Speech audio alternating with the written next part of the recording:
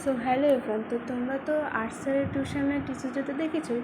তো আজকে ছিল আমাদের সায়েন্স স্যারের টিউশনের টিচার্স ডে। তো ফার্স্টে স্যারকে ওয়েলকাম করা হলো স্নো স্প্রে ছিটিয়ে।